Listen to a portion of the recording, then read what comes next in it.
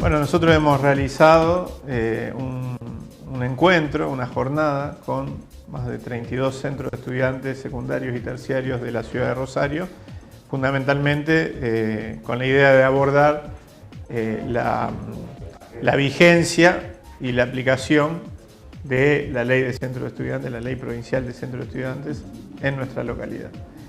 Los avances, los retrocesos, los cuellos de botellas, los incumplimientos de muchos establecimientos públicos. La verdad que para nuestro asombro tuvo una inmensa repercusión en la jornada. Les decía antes, 32, 33 centros de estudiantes secundarios y terciarios participando, opinando. Muchos de ellos no pudieron terminar de intervenir porque se había extendido. Participó también Martín Lucero, del gremio, secretario general del gremio de docentes particulares, ADOP.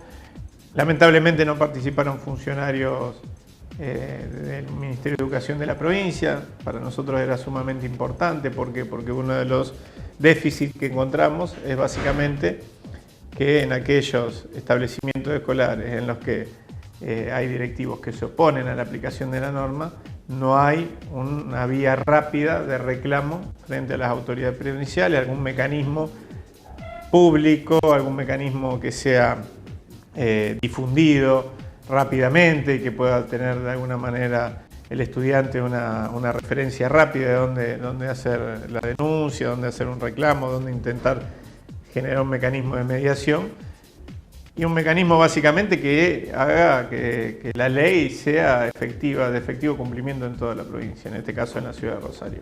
Pero bueno, no fue posible. En esa misma jornada, que se realizó hace aproximadamente un mes, los estudiantes propusieron la realización de un foro permanente de centros de estudiantes secundarios y terciarios de la ciudad de Rosario. Así como nuestra ciudad, nuestro consejo, tienen un foro permanente de colectividades donde participan los distintos grupos, colectividades de la ciudad de Rosario, un foro permanente de la tercera edad donde participan centros de jubilados de nuestra ciudad.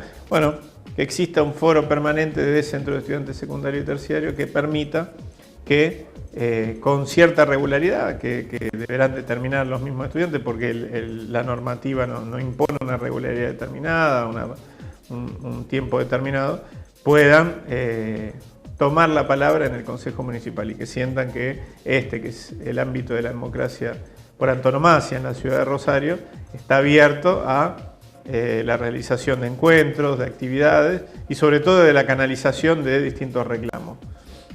Nos hemos encontrado en los últimos meses que cuando se discutió, por ejemplo, el precio del boleto en la ciudad de Rosario, se movilizaban los centros de estudiantes, las federaciones de estudiantes, secundarios, terciarios, también los universitarios, realizaban una serie de reclamos que tenían que ver con el boleto, pero ampliaban los reclamos a otras situaciones que se viven en esas escuelas, ¿no?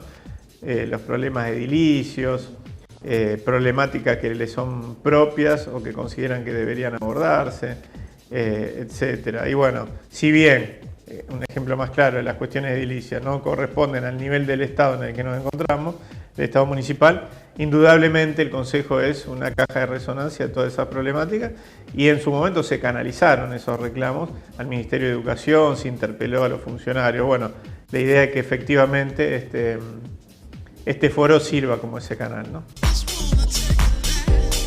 El pedido en realidad no proviene de una bancada del Consejo, aunque haya bancadas que son las que se opusieron a la ordenanza de descanso dominical, sino que el pedido de suspensión de la normativa del descanso dominical en la ciudad de Rosario por 120 días viene básicamente de la Asociación de Supermercadistas Unidos, que es una cámara empresaria que reúne a Coto, a Carrefour, a Jumbo, a Libertad, a la Anónima, y nombro la Anónima especialmente porque es la empresa cuyo titular es secretario de Comercio Interior de la Nación. Es decir, ahí vemos que hay relación política con el partido de gobierno y con el PRO.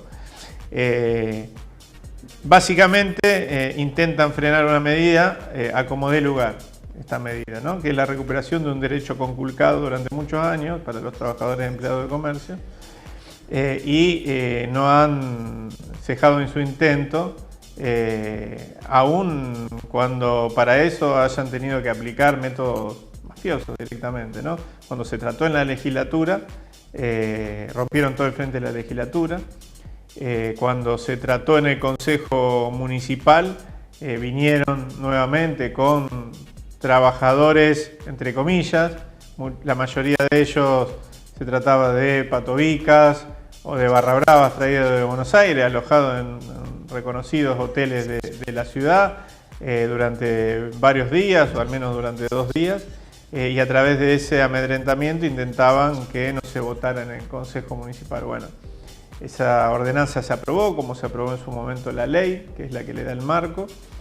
Se promulgó, tanto a nivel provincial como la intendenta en la ciudad de Rosario. Mal puede el intendente intentar frenar algo que de frenarlo estaría incumpliendo con una ley, con una ordenanza. Y el Consejo tampoco va a avanzar en ese sentido, suspendiendo la aplicación de la norma durante determinado tiempo. Básicamente porque estaría haciendo conteste a una extorsión, ¿no? Estas empresas decidieron, sin ningún tipo de estudio previo como ellos le exigen al Estado, decir que la aplicación de la ley y la ordenanza de descanso dominical iba a generar despido de fuente de trabajo porque no iban a necesitar esos trabajadores. Y la verdad que no es así, fundamentalmente porque en los lugares donde se aplicó esto no sucedió. Bueno, Tuerto, por ejemplo, que es el caso que tomaron en los momentos que se trataba la ordenanza en el Consejo para decir que era el caso paradigmático donde se había echado 1/3 de los trabajadores de la planta de los supermercados, cosa que es totalmente mentira. Lo consultamos en esos mismos días con titulares de supermercados, con autoridades municipales de Venado Tuerto. Bueno, decidieron, a pesar de que no hay ningún elemento que señale que esto vaya a generar una baja en las ventas, fundamentalmente porque en los lugares donde se ha aplicado se dio la situación de que se trasladó la compra del domingo al sábado. Decidieron aún así expulsar a trabajadores de su fuente de trabajo, fundamentalmente para después.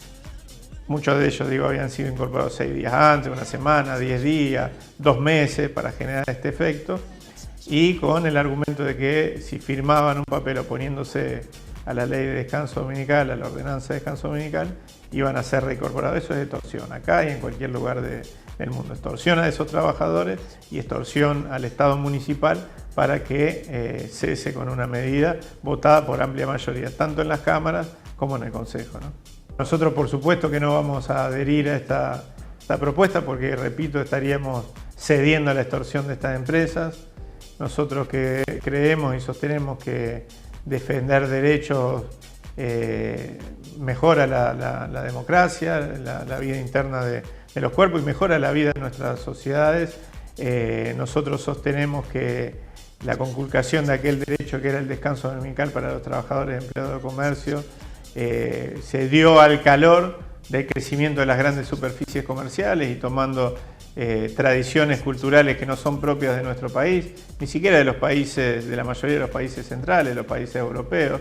Esto es una práctica bien ligada a la tradición, ni siquiera tampoco anglosajona, porque en Inglaterra esto no sucede, sino básicamente en Estados Unidos, con esta idea de que cualquier persona puede comprar cualquier producto a cualquier hora del día y cualquier día del año, como si no hubiera en juego ahí otros derechos, el del descanso, el de poder compartir un día junto a nuestra familia, etcétera, ¿no? Sabiendo que hay en nuestra vida moderna servicios que no se pueden interrumpir, el servicio de la seguridad, de la salud, etcétera, pero que aún así esos servicios están mediados por regímenes especiales que incluyen determinados francos, determinadas guardias, etcétera, ¿no?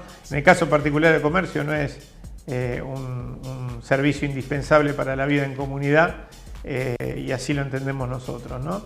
Y por lo tanto, recuperar este derecho va a redundar en que más trabajadores empleados de comercio puedan disfrutar de su vida familiar los domingos, del culto, de lo que fuera, del ocio que quieran realizar un domingo, ¿no?